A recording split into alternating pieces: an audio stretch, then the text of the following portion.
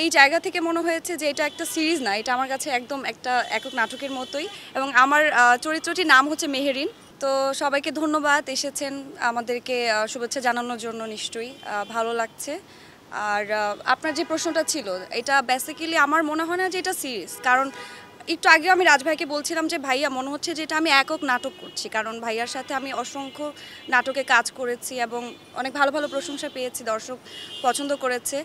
তো ওই জায়গা থেকে মনে হচ্ছে এখন এই কাজটি করতে এসে যে ভাইয়ার এত বেশি সিরিয়াস, যেমন কালকে বলছিল যে সকাল 8টায় আসবা, মানে সে আগে চলে আসে এবং আমরা মনে হয় লেট করে আসি, যে তার এই সিরিয়াসনেস দেখে আমি নিজেও আসলে মানে অবাক যে অ্যাকচুয়ালি কি করব।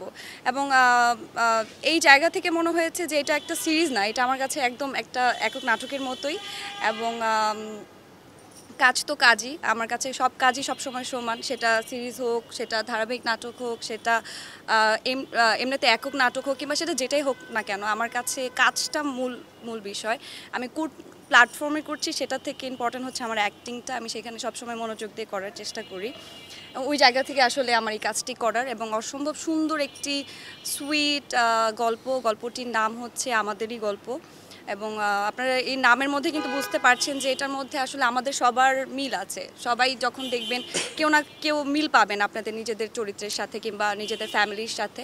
সো এখানে আমার চরিত্রটি আই থিঙ্ক যে মানুষের পছন্দ হবে। আমি চেষ্টা করছি যে আমার জায়গা থেকে আমার বেস্ট ট্রাইটা করার। ভাইয়া যেভাবে বলছে, রাজভাই এখানে আছে এবং আমার সাথে আছেন অনেক গুণী গুণী অভিনেতা অভিনেত্রীরা আছেন, তারা আমার থেকে অনেক শ্রদ্ধেয় এবং সিনিয়র, এবং আমি চেষ্টা করছি আসলে ভালোভাবে করার। এবং আমার চরিত্রটির নাম হচ্ছে মেহেরিন, তো নামটি খুব মিষ্টি।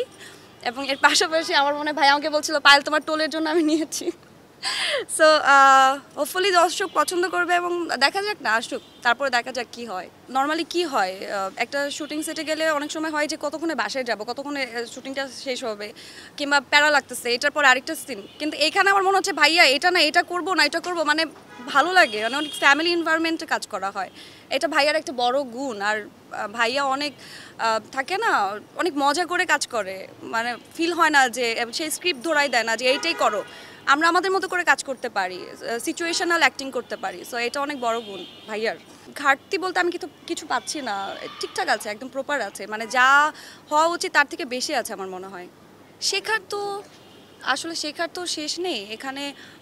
একটা প্লাস যে এখানে অনেক গুণী অভিনেতা অভিনেত্রীরা আছেন যারা আমার থেকে অনেক সিনিয়র, এবং এখানে রেগুলার কাজ করছি, একটা পরিবার হয়ে গেছে এখানে অলরেডি, সবার সাথে একটা ভালো সম্পর্ক হচ্ছে। কাজেরও বাইরে আমরা, যেমন আমি আপুর সাথে খুব সুন্দর করে সে আমাকে একটা জিনিস এনে বলছিল যে পায়লাস আমরা ভাগ করে খাই। সো এটা একটা বন্ডিং যে তৈরি হচ্ছে, এবং শেখার তো মানে বয়স থাকে না এবং শেষও থাকে না, তো শিখছি।